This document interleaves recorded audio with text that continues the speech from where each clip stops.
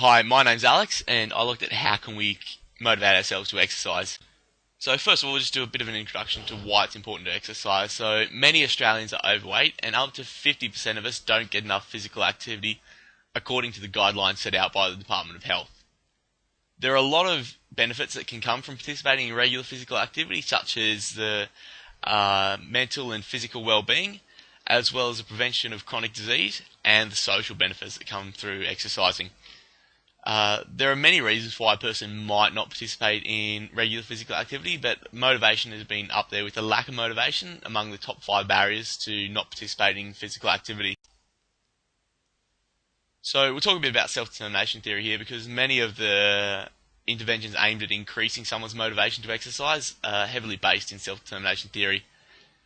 So self-determination theory basically presides with a continuum of motivation ranging from amotivated, where a person has no motivation to do a task, to intrinsic motivation, where a person is motivated to do something purely for the sake of doing it itself.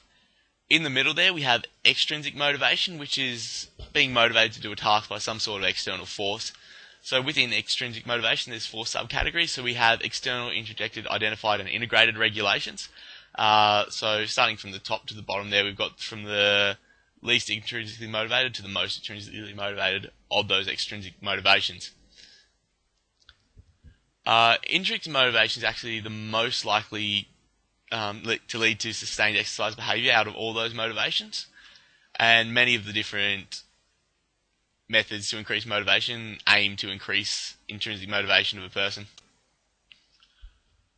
Okay, so we'll have a look at goal setting to start off. So goal setting has been established in both the workplace and in academic settings, but more recently it's been demonstrated in sport and exercise science settings, and it's been shown to increase exercise adherence. For a goal to be specific, it's got to be both measurable and specific. The reason this is that a goal that's vague and neither specific nor measurable is really hard to identify whether it's been achieved or not. So, for example, a person with a non-specific goal might say that they want to exercise more, whereas a better goal that's more specific and measurable would be, I want to go for a run 3 days a week for half an hour. So that's both specific and measurable, and you can tell if you've reached that outcome or not.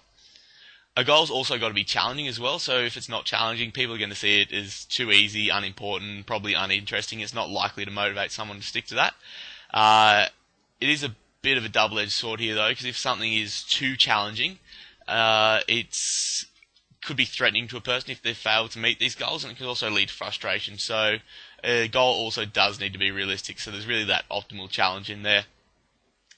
It might also be useful to get the person who's involved in this exercise program to help participate in the goal-setting process. That way they're going to feel a sense of autonomy, which is important in fostering intrinsic motivation. So we can exercise with others to increase our motivation to participate in physical activity. There's a few different ways you can do this. So first up would be to participate in a team sport. So this can help foster intrinsic motivation through positive play environments, as well as social environments associated with that sport. Exercising with a partner may also help to increase our exercise motivation. This is because people tend to mimic the behaviour of those around them. So if someone's exercising with someone who's intrinsically motivated and they're out there exercising all the time, the person's likely to mimic them.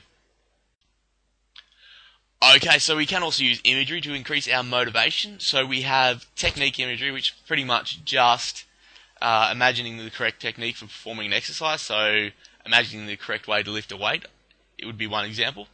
And we also have enjoyment imagery, which is pretty much just imagining that the participating in exercise as enjoyable. These both lead to intrinsic motivation. We also have energy motivation, which really doesn't fit into the self-determination theory framework as well, but it does have a motivating role. So basically, energy motivation is picturing yourself as being energized and ready to take on the workout or the run or whatever it is. And this leads to the person being able to sustain that energy throughout the workout. We also have appearance imagery, which isn't as useful as it's more of an extrinsic motivation, which is pretty much just imagining how good you'll look after you've finished your exercise program. Alright, so in conclusion, a lot of us don't engage in enough regular physical activity, and motivation could be one of the key reasons why we don't do that. So there are many different ways we can improve our motivation, such as use of imagery, goal setting, and exercising with a partner, and all these can help us to increase our motivation and access all the benefits associated with that.